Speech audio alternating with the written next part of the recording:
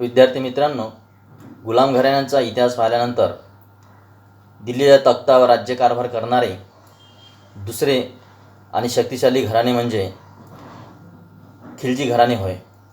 या खिलजी घराण्याची स्थापना इसवी सन 1290 मध्ये गियासुद्दीन तुगलक यांनी केली.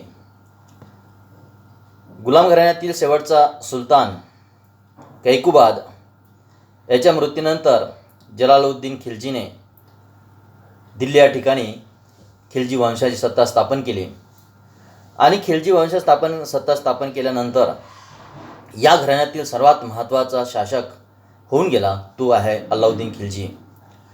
अल्लाउद्दीन खिलजी आणि गियासुद्दीन तुगलक यांचे जे संबंध आहे ते अल्लाउद्दीन खिलजीचा काका जलालुद्दीन खिलजी होते. मात्र अल्लाउद्दीन खिलजींची कारकीर्द ही साधारणतः 6 वर्षाची ठरलेली आहे.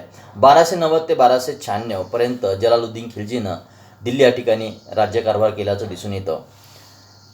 जलालुद्दीन खिलजीच्या कालखंडामध्ये अल्लाउद्दीन खिलजीने प्रशासनातील विविध पदं उपभोगली होती.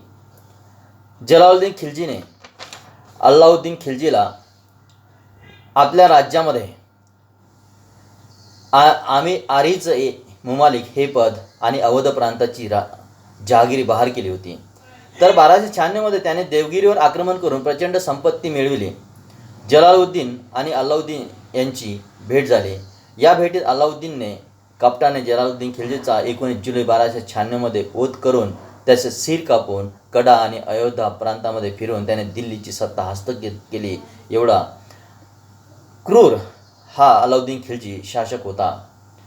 अल्लाउद्दीन खिलजी हा जलालुद्दीन खिलजीचा पुतण्या जरी असला त्याला तीव्र बुद्धिमत्ता लाभली होती. त्याने लष्करी शिक्षण घेतले होते. तो शूर असून जलालुद्दीनने आपली मुलगीही त्याला दिली होती. त्याच्यामुळेच त्याच्यात महत्त्वाकांक्षा निर्माण झाली आणि त्याची जी महत्त्वाकांक्षा ती म्हणजे दिल्लीची सत्ता मिळवण्याची. यासाठी त्याने आपल्या काकाचा पर्यायाने आपल्या सासऱ्याचा वध करून दिल्लीची सत्ता हस्तगत केली. दिल्लीची साम्राज्य विस्तार करण्यासाठी आणि त्याने विविध मार्गाचा अवलंब केला. विशेषतः त्याने आपला राजपदाचा सिद्धांत प्रतिपादन केला आणि उत्कृष्ट सैन्य निर्माण केला. विशाल सैन्य निर्माण केला. जवळपास 4.5 लाख सैन्य या अल्लाउद्दीन खिलजीनं प्रशिक्षित सैन्य निर्माण केलं, सुव्यवस्थित सैन्य निर्माण केलं, उत्कृष्ट सैन्य निर्माण केलं, लढाऊ सैन्य निर्माण केलं आणि या सैन्याच्याच भरोशावर त्याने आपल्या साम्राज्याचा विस्तार उत्तरेतील साम्राज्यावर वर्चस्व निर्माण केल्यानंतर त्यानं आपलं दक्षिण विजयाचं धोरण अवलंबिलं गेलं. या प्रकरणामध्ये आपल्याला अल्लाउद्दीन खिलजीच्या दक्षिण धोरणावर प्रकाश टाकायचा आहे. संपूर्ण भारतावर एकछत्री प्रस्थापित करण्याची अल्लाउद्दीन खिलजीची अति महत्त्वाकांक्षा होती. तत्कालीन भारताची राजकीय स्थिती शोचनीय होती. उत्तर भारतावर आपलं वर्चस्व निर्माण केल्यानंतर दक्षिण भारतावर आपलं त्यानं लक्ष केंद्रित केलं. दक्षिण भारताची राजकीय परिस्थिती तत्कालीन कालखंडामध्ये परकीय आक्रमणास पोषक होती. दक्षिणेमध्ये देवगिरी, तेलंगणा, दारुसमुद्र, मदुरा ही प्रमुख 4 राज्य असून ती आर्थिक दृष्टिकोनातून संपन्न आणि समृद्ध होती. परंतु या 4ही राज्यामध्ये परस्पर संघर्ष सुरू होता. दक्षिण आक्रमणाचे अल्लाउद्दीनचे महत्त्वाचे कारण म्हणजे साम्राज्य विस्ताराची त्याची लालसा होती. जवळजवळ संपूर्ण उत्तर भारतात त्याने आपले वर्चस्व निर्माण केल्यानंतर दक्षिणेत साम्राज्य विस्तार करणे त्याची प्रबळ इच्छा होती. दुसरे महत्त्वाचे कारण म्हणजे त्याने प्रबळ शक्तिशाली सैन्याची निर्मिती केली होती आणि या सैन्यासाठी त्याला खर्चासाठी पैशाची अत्यंत आवश्यकता होती. तिसरे महत्त्वाचे कारण म्हणजे देवगिरीचा शासक रामचंद्र देव राय याने खंडणी देणे बंद केले होते. या विविध कारणासाठी त्याने दक्षिण विजयाची मोहीम उघडली. या मोहिमेची संपूर्ण जबाबदारी आपला कसलेला महान सेनापती मलिक काफूर याच्यावर सोपवली. त्याने खालील राज्यावर आक्रमण केले. सर्वप्रथम त्याने 1306 मध्ये देवगिरी म्हणजे दौलताबादवर आक्रमण केलं. देवगिरी हे राज्य तत्कालीन कालखंडातील विंध्य पर्वतापासून तर दक्षिणला कृष्णा नदीपर्यंत पसरले होते. येथे यादव वंशातील रामचंद्रदेव राज्य करीत होता. हे राज्य शक्तिशाली असून धनधान्य संपन्न होते. रामचंद्रदेव याने दिल्ली साम्राज्याला खंडणी देणं बंद केले असल्यामुळे अल्लाउद्दीन खिलजीने यावर आक्रमण करण्याची योजना आखली. म्हणूनच त्याने इसवी सन 1306 मध्ये मलिक काफूर याला प्रचंड सैन्याने देवगिरीवर पाठवले. या आक्रमणात मलिक काफूरने रामचंद्र देव राय याचा दणदणीत पराभव केला. अशाही परिस्थितीमध्ये रामचंद्र देवरायाने त्याचा मुस्लिम सैन्याचा तीव्र प्रतिकार केला. मात्र त्यांच्या सैन्यासमोर कसलेल्या सैन्यासमोर महान सैन्यासमोर त्याचा टिकाव लागला नाही. शेवटी रामचंद्र देवरायाने मलिक काफूरशी तह करून त्याला वार्षिक खंडणी देण्याचे मान्य केले. तसेच दिल्ली येथे अलाउद्दीन खिलजीची भेट घेण्याचेही मान्य केले. तेव्हा रामचंद्र देव दिल्ली येथे अलाउद्दीन खिलजीची भेट घेण्यास निघाला आणि दोघांचीही दिल्ली या ठिकाणी दरबारात भेट झाली.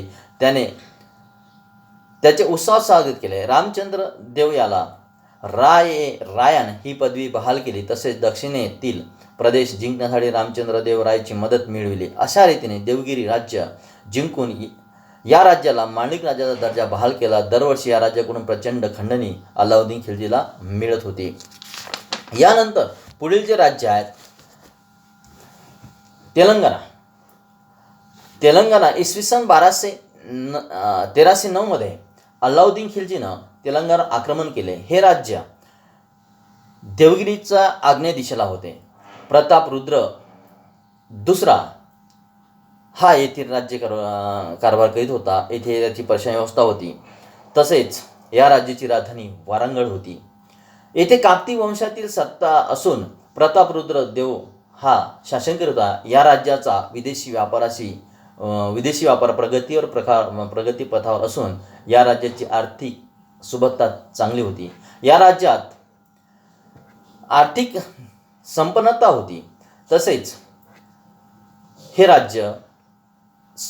या राज्याची सीमा साधारणतः समुद्र किनारा लाभल्या असल्यामुळे विदेशी व्यापार हा प्रगतीपथावर होता आणि म्हणून प्रचंड संपत्ती मिळविणे, यावर वर्चस्व निर्माण करणे हा अलाउद्दीन खिलजीचा उद्देश होता. आणि म्हणून त्याने मलिक काफूरला इसवी सन 1309 मध्ये तेलंगणा राज्य जिंकण्यास पाठविले. यावेळी प्रतापरुद्र दुसरा यानेही या मुस्लिम आक्रमणाचा प्रतिकार करण्याची तयारी केली होती. मलिक काफूरच्या मदतीला या आक्रमणात देवगिरीचा राजा रामचंद्र देव हा होता. वारंगळचा किल्ला अतिशय मजबूत आणि सुदृढ किल्ला होता. या किल्ल्याला एक मुख्य प्रवेशद्वार होतं आणि हा किल्ला वाचवण्याचा प्रतापरुद्र देवाने प्रचंड प्रयत्न केला. मात्र अलाउद्दीन खिलजीच्या प्रचंड सैन्यासमोर त्यांचा टिकाव लागला नाही. शेवटी प्रतापरुद्र दुसरा याने अलाउद्दीन खिलजी समोर शरणागती पत्करून त्याचे मांडलिकत्व स्वीकारले व त्याला वार्षिक खंडणी देण्याचे मान्य केले. यावेळी मलिक काफूरला प्रचंड संपत्ती, घोडे, हत्ती इत्यादी या आक्रमणात मिळाले. ही प्रचंड लूट घेऊन तो दिल्लीला परत गेला. अशा प्रकारे अलाउद्दीन खिलजीला दक्षिणेमध्ये हा दुसरा विजय मिळाला. यानंतर दक्षिणेतील तिसरं राज्य म्हणजे द्वार समुद्र किंवा होयसाळ राज्य होय. द्वार समुद्र राज्य तेलंगणा राज्याच्या दक्षिणेला होते. या राज्याची राजधानी द्वार समुद्र होती. येथे होयसाळ वंशसत्ता असून वीर बल्लाळ पांडे तिसरा हा शासन करीत होता.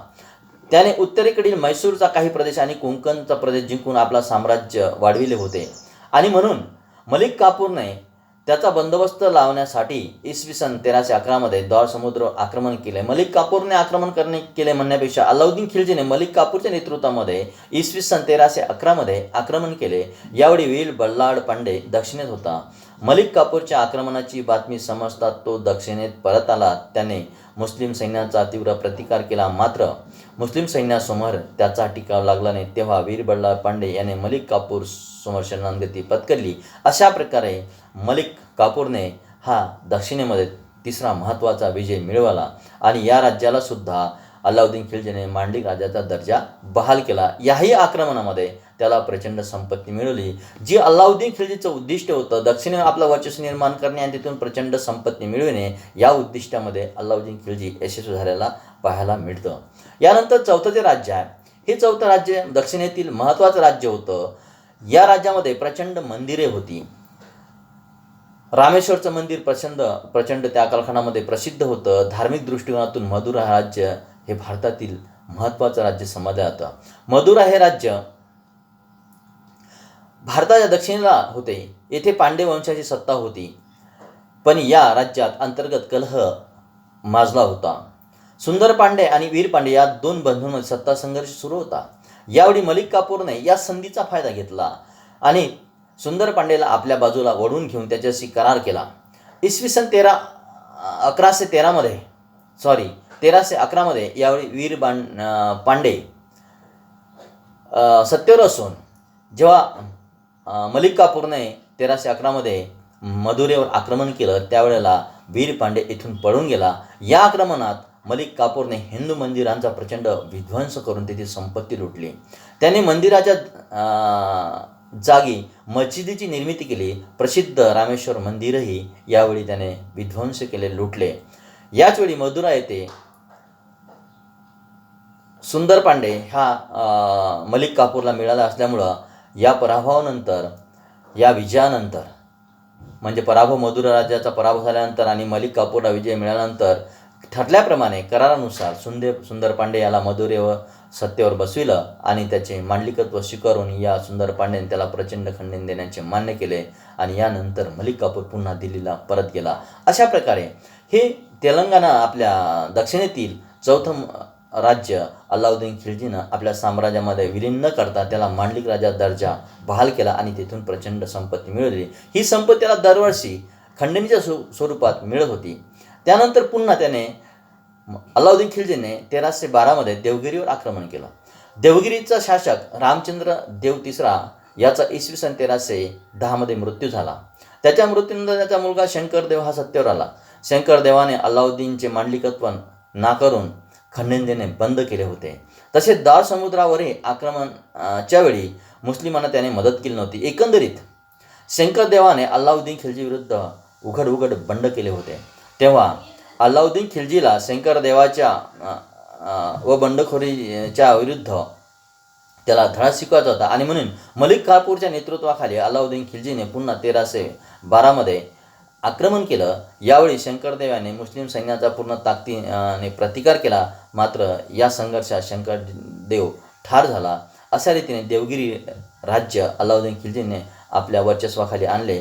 तेथे रामचंद्र देवरायाचा जावई हरपाड देव याला सत्तेवर बसविले आणि आपली दक्षिण विजयीची मोहीम पूर्ण केली. अशा रीतीने अल्लाउद्दीन खिलजीने